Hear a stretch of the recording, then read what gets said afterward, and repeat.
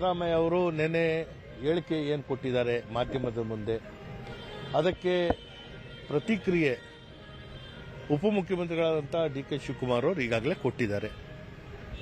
ನಾನು ಅದೇ ಒಂದು ನಿಲುವಿನಲ್ಲಿದ್ದೇನೆ. ಡಿ.ಕೆ. ಶಿವಕುಮಾರ್ ಅವರು ಏನು ಹೇಳಿದ್ದಾರೆ ಅದನ್ನು ಸಮರ್ಥನೆ ಮಾಡ್ತೇನೆ. ನೋಡಿ, ನಾನು ಅದೇ ಹೇಳಿದ್ದು, ಕೆಲವೊಮ್ಮೆ ಶಂಕದಿಂದ ಬಂದರೆ ಮಾತ್ರ ತೀರ್ಥ ಅಂತ ತಿಳ್ಕೊಂಡಿರುವಂಥ ಅಧಿಕಾರಿಗಳಿದ್ದಾರೆ. ಸೊ ಒಂದು ಆರಾಧಿಸುವ ದೇವರಂತ ತಿಳ್ಕೊಂಡಿದ್ದಾರೆ. ಉದಯಿಸ್ತಿರುವ ಸೂರ್ಯವನ್ನು ನಮಸ್ಕಾರ ಮಾಡುವಂತಹ ಪ್ರವೃತ್ತಿ ಬೆಳೆಸ್ಕೊಂಡಿದ್ದಾರೆ. ಸೊ ಹಾಗಾಗಿ ಎಲ್ಲಿವರೆಗೂ ಸೂರ್ಯ ನಿಲ್ತಿರ್ತದೆ ಆ ಕಡೆಗೆ ದಿಕ್ ಮಾಡ್ಕೊಂಡು ಪೂಜೆ ಮಾಡ್ತಾರೆ. ನಿಮ್ಮ ಕ್ಷೇತ್ರದ ಅಭಿವೃದ್ಧಿ ಕಾರ್ಯಕ್ರಮ ಬೇರೆಯವರು ಹಸ್ತಕ್ಷೇಪ ಮಾಡ್ತಾ ಇದ್ದಾರೆ. ಅದು ಎಲ್ಲ ಹಂತದಲ್ಲೂ ಆಗ್ತಾ ಇದೆ, ರಾಜ್ಯ ಉದ್ದಕ್ಕೂ ಆಗ್ತಾ ಇದೆ. ಸೊ ಇದೆಲ್ಲ ಏನ್ ಮಾಡಬೇಕು ಅನ್ನೋದನ್ನ ಸರಿ ಮಾಡುವಂತ ಕೆಲಸ ಮಾಡ್ತಾ ಇದ್ದೀವಿ. ಯಾರು ಮಾಡ್ತಾ ಇದ್ದಾರೆ ಹಸ್ತಕ್ಷೇಪ? ಇಲ್ಲಿ ಕೆಲವು ಅಧಿಕಾರಿಗಳು ಕೇಳಲ್ಲ ಅಂದಾಗ ಅದು ಅವರು ಯಾವ ಶಂಕಿಂದ ಬರಬೇಕು ಅನ್ನೋದು ನಾನು ಹೇಳ್ತಾ ಇದ್ದೀನಿ. ಸೊ ಇದೆಲ್ಲ ಇರುತ್ತೆ.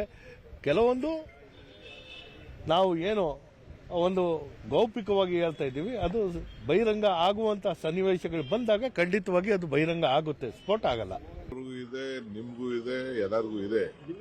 ಬಟ್ ಪಾರ್ಟಿ ಏನ್ ಹೇಳ್ತದೆ ಕೇಳಬೇಕು ನಾವೆಲ್ಲ. ಇನ್ನೊಂದು, ಪರಮೇಶ್ವರ್ ಅವರು ನಿನ್ನೆ ಚಿಕ್ಕಮಗಳೂರಿಗೆ ಹೋಗಿದ್ದಾರೆ. ಅಲ್ಲಿ ಅವರು ಏನ್ ಮಾಡಬೇಕು ಅಂತ ದಲಿತ ಸಂಘಟನೆಗಳು ತಪ್ಪೇನಿದೆ. ಅವ್ರವ್ರ ಅಭಿಮಾನಿಗಳು ಅವ್ರು ಆಸೆ ಪಡ್ತಾರೆ, ಅದಕ್ಕೆಲ್ಲ ನಾನು ಬೇಡ ಅಂತ ಹೇಳಕ್ಕಾಗಲ್ಲ.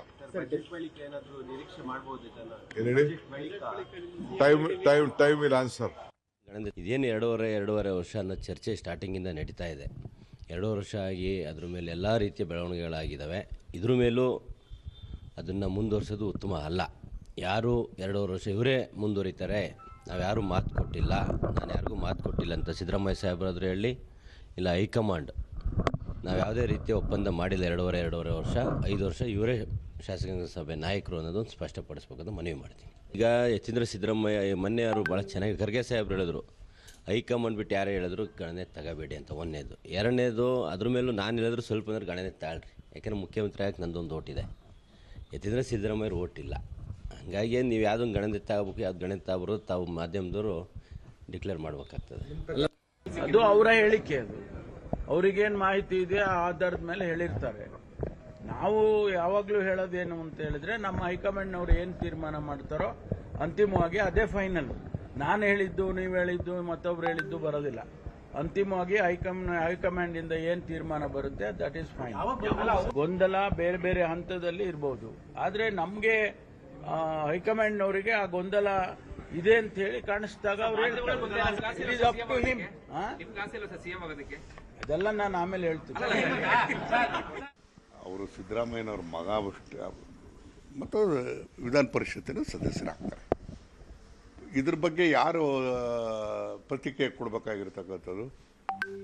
ಮುಖ್ಯಮಂತ್ರಿಗಳು ಹೇಳಬೇಕು, ಉಪಮುಖ್ಯಮಂತ್ರಿಗಳು, ಕಾಂಗ್ರೆಸ್ ಅಧ್ಯಕ್ಷ ಆಗಿರ್ತಕ್ಕಂಥವ್ರು ಹೇಳಬೇಕು, ಅಥವಾ ದೆಹಲಿಯಲ್ಲಿರ್ತಕ್ಕಂಥ ವರಿಷ್ಠರುಗಳು ಯಾರಾದರೂ ಕೂಡ ಅದಕ್ಕೆ ರಿಯಾಕ್ಷನ್ ಕೊಡಬೇಕು. ಈಗ ಯತೀಂದ್ರ ಹೇಳ್ತಾರೆ, ಇನ್ನೊಬ್ಬರ ಶಾಸಕರು ಹೇಳ್ತಾರೆ ಅಂತ ಹೇಳಿದ್ರೆ ಅವ್ರವ್ರ ವೈಯಕ್ತಿಕವಾದಂಥ ಅಭಿಪ್ರಾಯಗಳನ್ನು ಎಕ್ಸ್ಪ್ರೆಸ್ ಮಾಡ್ಬೋದು, ಮಾಡಿರ್ತಾರೆ. ಅಷ್ಟು ಬಿಟ್ಟರೆ ಬಹುಶಃ ಇದ್ರ ಬಗ್ಗೆ ಅಂತಿಮ ನಿರ್ಣಯ ವರಿಷ್ಠರೇ ತೀರ್ಮಾನ ಮಾಡಬೇಕು. ಅದನ್ನು ಯಾರೇ ಮಾಡಬೇಕಾದ್ರೂ ಕೂಡ ಮುಖ್ಯಮಂತ್ರಿ ಮತ್ತು ಉಪಮುಖ್ಯಮಂತ್ರಿಗಳ ಕರೆದೇ ತೀರ್ಮಾನ ಮಾಡ್ತಾರೆ.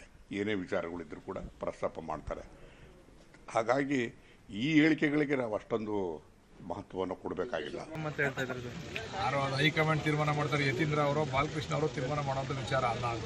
ಅದು ತೀರ್ಮಾನ ಮಾಡೋದು ಹೈಕಮಾಂಡ್. ಅವರು ಅವ್ರ ತಂದೆ ಮೇಲೆ ಅಭಿಮಾನ, ಪ್ರೀತಿ, ಅವ್ರ ತಂದೆ ಇರಲಿ ಅಂತಕ್ಕಂಥ ಭಾವನೆ ಅವ್ರು ಹೇಳಿದ್ದಾರೆ. ಅದನ್ನು ಹೈಕಮಾಂಡ್ ಅವರು ಒಪ್ಕೊಂಡು ಅವ್ರನ್ನೇ ಮುಂದುವರಿಸ್ತೀವಿ, ನಮ್ದೇನು ತಕರಾರಿಲ್ಲ. ಹೈಕಮಾಂಡ್ ತೀರ್ಮಾನ ಮಾಡಬೇಕು.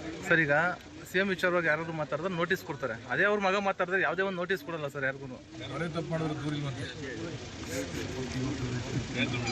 ಅರ್ಥ ಆಯ್ತಾ? ದೊರೆ ತಪ್ಪು ಮಾಡಿದ್ರೆ ದೂರಿಲ್ವಂತೆ.